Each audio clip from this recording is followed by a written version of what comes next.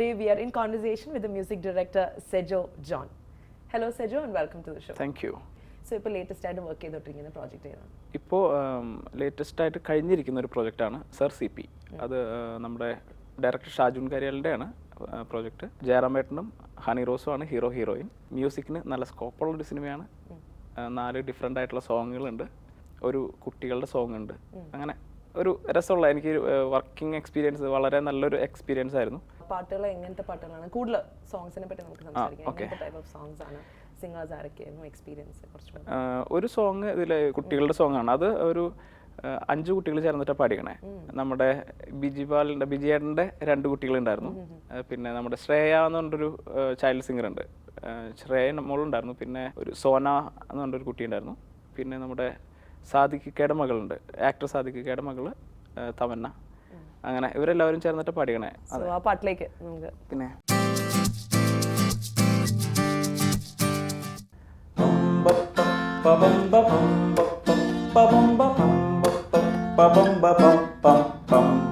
കട്ടുറുമ്പിനും കാതുകുത്തണം, കാട്ടിലുള്ള കൂട്ടുകാർക്കു കത്തുപോകണം, പാട്ടുവെക്കണം കേട്ടു നിൽക്കണം, കാട്ടുതേൻ വിളമ്പി നല്ല സദ്യയിട്ടണം.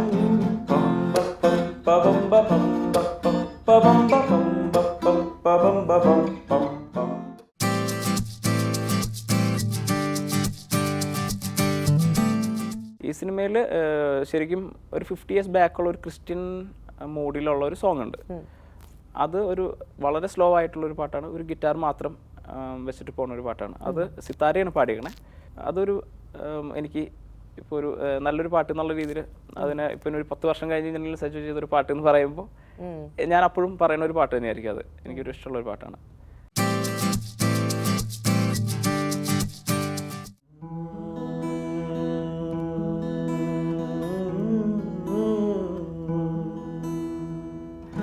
നിന്റെ നീഴൽ കൊണ്ട് ഞങ്ങളെ സൃഷ്ടിച്ച നാഥാ,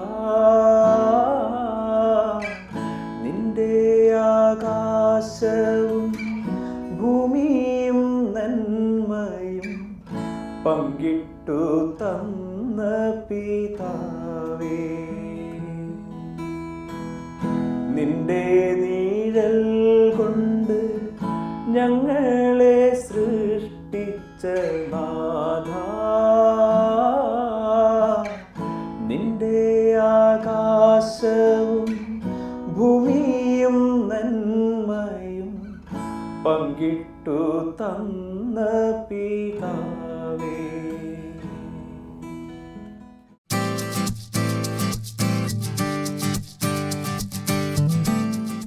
ഒരു അടിപൊളി പാട്ടുണ്ട് അതിൽ. അത് ഫ്രാങ്കോയും പിന്നെ നമ്മുടെ നജീമും ചേർന്നിട്ട് പാടിയാണ്. അതും എനിക്കിഷ്ടമാണ്. നല്ല രസമായിട്ട് അതിൻ്റെയും ഈ പറഞ്ഞ പോലെ ഓർക്കസ്ട്രേഷൻ സൈഡാണെങ്കിലും അതിൻ്റെ മൊത്തത്തിൽ അതിനാ ഒരു അടിപൊളിയുടെ ഒരു ഫീൽ ഉണ്ട്. പിന്നെ ഒരു പ്രണയ സോങ് പാട്ടുണ്ട്, അത് ഞാനും ജോൾസിനെയും കൂടിയാണ് പാടിയാണ്. അതും കുഴപ്പമില്ല, അങ്ങനെ ബാക്കിയുള്ളവർ കേട്ടിട്ട് കുഴപ്പമില്ല എന്ന് പറഞ്ഞിട്ടുണ്ട്. സെജു എങ്ങനെയാണ് പാട്ടിലേക്ക് വരുന്നത്? ആ ഒരു ബേസ് എങ്ങനെയാണ്? വീട്ടിൽ പാട്ടുകാരുണ്ടായിരുന്നോ? വീട്ടിൽ പാട്ടുകാരുണ്ടായിരുന്നു. വീട്ടിൽ എൻ്റെ അപ്പച്ചൻ നന്നായിട്ട് പാടും, അപ്പച്ചൻ്റെ അനിയന്മാർ പാടും, അപ്പച്ചൻ്റെ കസിൻസ് പാടും. അപ്പോൾ അങ്ങനെ മ്യൂസിക് ബാക്ക്ഗ്രൗണ്ട് ഫാമിലിയിലുണ്ട്. പിന്നെ അത് ഒരു പ്രൊഫഷൻ ആക്കാനായിട്ടുള്ളൊരു ധൈര്യം കാണിച്ചത് ഞാൻ മാത്രമാണ്. ക്വാളിഫിക്കേഷൻ വൈസും സെജു എടുത്തത് മ്യൂസിക് തന്നെയാണ്. മ്യൂസിക് തന്നെയാണ് പാഷനും ലൈഫും. അത് തന്നെയാണ്. വേറെ ബാക്കപ്പ് പ്ലാൻസ് ഒന്നുമില്ല. മ്യൂസിക് അല്ലാതെ വേറെ ഒന്നും അറിയില്ല എന്നുള്ളതാണ് സത്യം. അപ്പച്ചൻ ഇപ്പോൾ അടുത്ത് അല്ലെങ്കിൽ അപ്പച്ചൻ്റെ അടുത്ത് കിടക്കുമ്പോൾ അപ്പച്ചൻ ഇങ്ങനെ വെറുതെ പാടുന്ന പാട്ടുകളാണ്. പഴയ പാട്ടുകൾ ഞാൻ അങ്ങനെ കേട്ടിട്ടുണ്ട്. പിന്നെ റേഡിയോ. ഇത് രണ്ടുമാണ് നമ്മൾ പഴയ പാട്ടുകൾ കേട്ടിട്ടുള്ള ഒരു മാധ്യമങ്ങൾ എന്ന് പറയുന്നത്. ഒന്ന് അപ്പച്ചൻ, ഒന്ന് റേഡിയോ. ഇത് രണ്ടാണ്. അങ്ങനെ അപ്പച്ചൻ പാടിയ ഒരു പാട്ട് എന്തെങ്കിലും ഇപ്പൊ 2 വരി പാടാൻ പറ്റും? പിന്നെന്താ.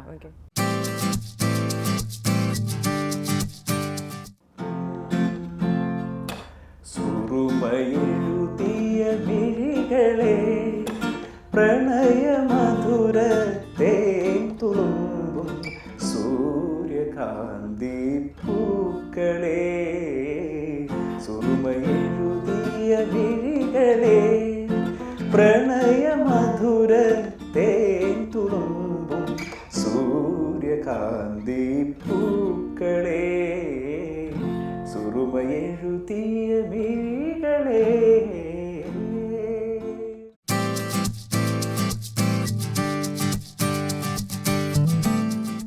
come to your mentor, Jithu Joseph? പുള്ളി എനിക്കൊരു എന്താ പറയുക, എൻ്റെ ഒരു ജ്യേഷ്ഠനെ പോലെയാണ്. പുള്ളി ഒരു സിനിമ തുടങ്ങുന്നതിന് മുൻപ് തന്നെ വളരെ പ്രീ പ്രൊഡക്ഷൻ എന്ന് പറയുന്ന ഒരു ഏരിയ കംപ്ലീറ്റ് വെൽ പ്ലാൻഡ് ആയിട്ട് വെൽ ഡിസൈൻഡ് ആയിട്ട് ചെയ്ത് സ്ക്രിപ്റ്റിംഗ് ഒക്കെ ഒരുപാട് നേരത്തെ തന്നെ തീർത്ത് വെക്കുന്ന ഒരു എഴുത്തുകാരനും ഡയറക്ടറുമാണ്. അപ്പോൾ അത് കാരണം പുള്ളിയായിട്ട് വർക്ക് ചെയ്യുമ്പോൾ എനിക്ക് സ്ക്രിപ്റ്റ് വായിക്കാനായിട്ട് ആദ്യമേ തന്നെ കിട്ടും. അപ്പോൾ അത് കാരണം തന്നെ നമുക്ക് ആ ഒരു സിനിമയായിട്ട് കുറേ കൂടി ഇൻവോൾവ്മെൻറ്റ് ഉണ്ടാവും. നമുക്കൊരു ഒരു സ്ക്രിപ്റ്റിന് വേണ്ടി ഒരു സിനിമയ്ക്ക് വേണ്ടി പാട്ട് ചെയ്യുക എന്ന് പറയുമ്പോൾ നമ്മൾ ഒരു സിറ്റുവേഷൻ മാത്രം പറഞ്ഞു തരുമ്പോൾ നമുക്ക് ആ ഒരു സിറ്റുവേഷന് വേണ്ടിയായിരിക്കും നമ്മൾ ചെയ്യുന്ന പാട്ട്. ആ സമയം ഒരു സ്ക്രിപ്റ്റ് വായിച്ചിട്ട് ചെയ്യുമ്പോൾ ആ സിനിമയ്ക്ക് വേണ്ടി ചെയ്യുന്ന പാട്ടാണെന്ന് ഞാൻ കരുതുന്നത്. അപ്പോൾ അത് കാരണം ജിത്തു ചേട്ടന് വേണ്ടി ചെയ്തിട്ടുള്ള എല്ലാ പാട്ടുകൾക്കും ആ ഒരു സിനിമയായിട്ട് അത്രയ്ക്കും ബ്ലെൻഡായിരിക്കും, നന്നായിട്ട് ചേർന്ന് നിൽക്കുന്ന പാട്ടുകളാണ് ചെയ്തിട്ടുള്ളൂ. അല്ലാണ്ട് ഞാൻ മ്യൂസിക്കലി എനിക്ക് ഇന്നത് കാണിക്കണമെന്നൊന്നും എനിക്ക് ഇതുവരെ തോന്നിയിട്ടില്ല. അത് സിനിമയായിട്ട് കഥയായിട്ട് ചേർന്ന് നിൽക്കുന്ന പാട്ട് എന്നുള്ള രീതിയിൽ ചെയ്തിട്ടുള്ള സെജോന്റെ കമ്പോസിഷൻസ് ഫോർ ജിത്തു ജോസഫ്, പുള്ളിക്കാരന് ഏറ്റവും ഇഷ്ടപ്പെട്ടുള്ള കമ്പോസ് ചെയ്ത പാട്ട് ഏതാണ്? ജിത്തു ചേട്ടൻ്റെ ഒരു ഇന്റർവ്യൂവിൽ ഞാൻ പറഞ്ഞു കേട്ടു, പുള്ളി ഇതുവരെ ചെയ്തിട്ടുള്ള സിനിമകളിൽ ഏറ്റവും ഇഷ്ടപ്പെട്ട പാട്ട് തിരയും തീരവുമാണെന്ന് പറഞ്ഞ് ഞാൻ കേട്ടു. അപ്പോൾ ജിത്തു ചേട്ടന് എന്തായാലും തിരയും തീരവുമാണ് ഇഷ്ടപ്പെട്ടുള്ള പാട്ട് ഞാൻ ചെയ്തിട്ടുള്ളതിൽ. ഓക്കെ.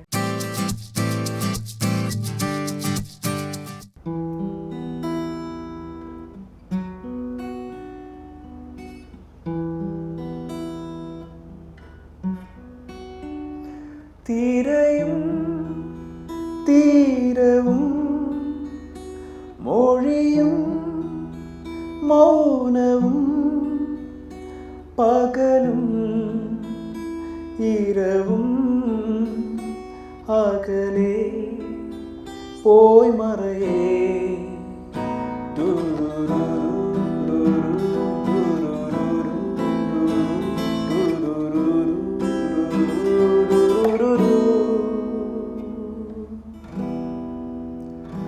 നിറയും ഓർമ്മകൾ കനലിൻ തെന്നലായി അറിയാതെന്നിലെ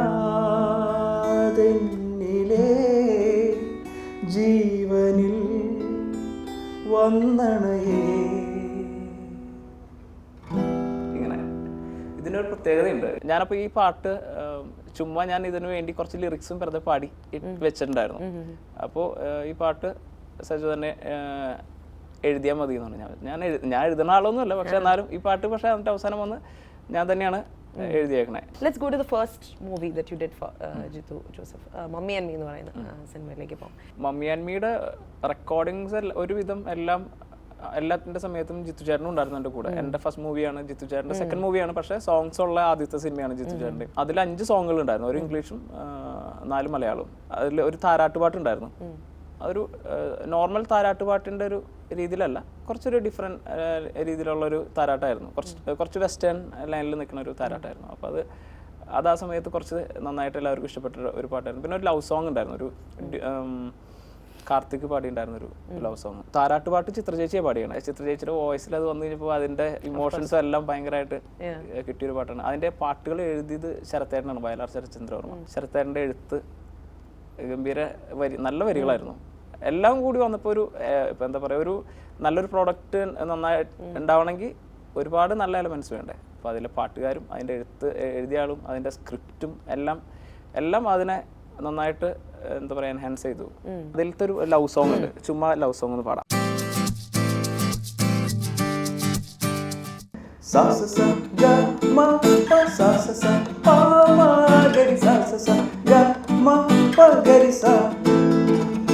ആരുമേ കാണാതെ ഒന്നുമേ ചൊല്ലാതെ ജീവനായി മാറി അഴകേ ഓമയിൽ ഞാനെന്റെ കൈവിരൽ തുമ്പാലിൻ പൂങ്കവിൽ തേടുന്നു തനിയേ.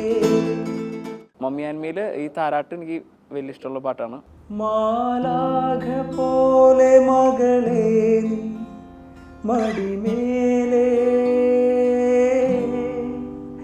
പാലാഴി തുള്ളി വരവായി അകമാകെ പുണ്യം കുടഞ്ഞ പനിനീരിൽ നീരാടുമെൻ്റെ നിധിയെ വാലിട്ടു കണ്ണിലെഴുതിടാ വാത്സല്യമെന്ന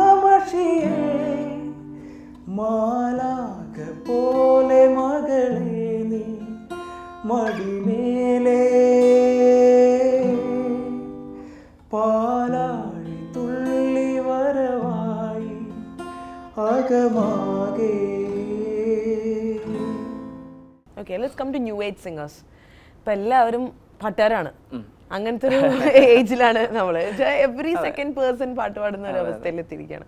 അങ്ങനെ വരുമ്പോൾ സിജോ പ്രിഫർ ചെയ്യുന്ന ഇപ്പോഴത്തെ ന്യൂ ഏജ് സിംഗേഴ്സ് ആരൊക്കെയാണ്? ഇപ്പോൾ വിജയ് നല്ല, ഇപ്പം ഞാൻ തിരയും തീരത്തിന് നന്നായിട്ട് പാടിയിട്ടുണ്ട് വിജയ്. കാർത്തിക് എനിക്കിഷ്ടമുള്ള സിംഗറാണ്, വളരെ ഇഷ്ടമുള്ള സിംഗറാണ്. പിന്നെ ഓരോരുത്തർക്കും ഓരോ സ്റ്റൈൽ ഓഫ് സിംഗിങ് ഉണ്ട്. ഇപ്പോൾ അതായത് ദാസേട്ടൻ്റെ ഒരു സമയത്ത് എന്ന് പറയുമ്പോൾ ദാസേട്ടൻ എല്ലാ ടൈപ്പും പുള്ളി ട്രൈ ചെയ്യാനായിട്ട് ഒരു അവസരം ഉണ്ടായിരുന്നു. എല്ലാ ടൈപ്പും പുള്ളി പാടുന്നുണ്ടായിരുന്നു. ആ സമയം ഇപ്പോൾ ഉള്ളവർക്ക് ഒരുവിധം എല്ലാവരും ഈ പറഞ്ഞ പോലെ അവരുടെ ഒരു സ്റ്റൈൽ ഓഫ് സിംഗിങ് ഉണ്ട്. അപ്പോൾ അതിനെ മാച്ച് ചെയ്യുന്ന പാട്ടുകൾ ഒരുപക്ഷെ അവർക്ക് അങ്ങനെയുള്ള പാട്ടുകളായിരിക്കും കൂടുതൽ കിട്ടുന്നുണ്ടാവുക, അതുകൊണ്ടായിരിക്കും. പക്ഷെ അങ്ങനെയുള്ള പാട്ടുകാരാണ് നമ്മൾ കൂടുതൽ കാണുന്നത്. ഇപ്പൊ എനിക്ക് ബെന്നി ദയാൽ ഇവരൊക്കെ എനിക്ക് വേണ്ടി പാടിയിട്ടുണ്ട്. അപ്പൊ എനിക്ക് വേണ്ടി പാടിയിട്ടുള്ള ആളുകളെ വെച്ചിട്ട് നോക്കുമ്പോൾ എനിക്ക് ബെന്നിനെ പാടിച്ചത് ബെന്നിക്ക് പാടാനായിട്ട് വളരെ കംഫർട്ട് ലെവലുള്ള ഒരു പാട്ടാണ് പാടിച്ചത്. അപ്പോൾ നന്നായിട്ട് പാടി. കാർത്തികിനെ കൊടുത്ത പാട്ട് ഇപ്പം ഈ ആരുമേ കാണാതെ നന്നായിട്ട് പാടിയിട്ടുണ്ട്. പിന്നെ മൈ ബോസിലുണ്ടായിരുന്നൊരു സൂര്യനെ കൈ തൊടാൻ എന്ന് പറഞ്ഞൊരു പാട്ടുണ്ട്, അതും ഭയങ്കര നല്ല രസമായിട്ട് പാടിയിട്ടുണ്ട്.